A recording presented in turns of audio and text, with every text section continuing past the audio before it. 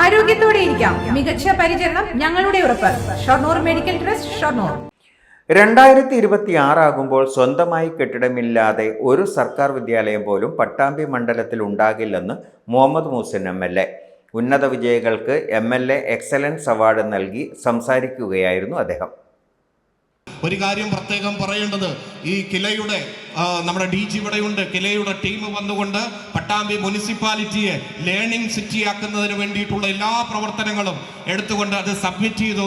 കേന്ദ്ര ഗവൺമെന്റിലേക്ക് സബ്മിറ്റ് ചെയ്തിട്ടുണ്ട്.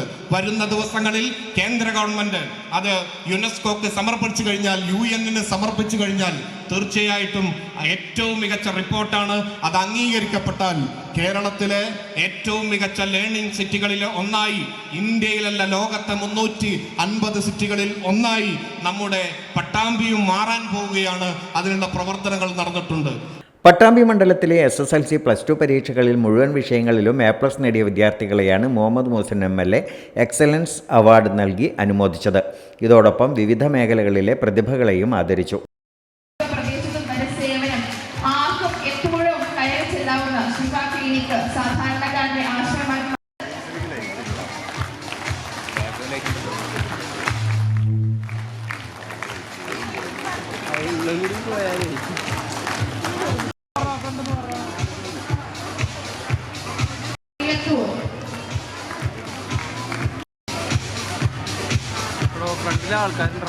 കില director general Nizamuddin IAS മുഖ്യ അതിഥിയായി.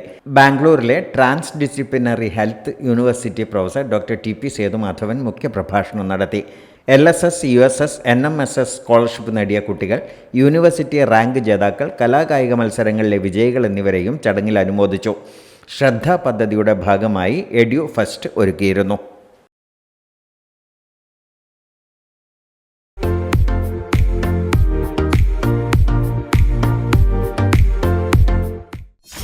.view news. കാഴ്ചകളാണ് ലോകം. കണ്ടു തുടങ്ങുക.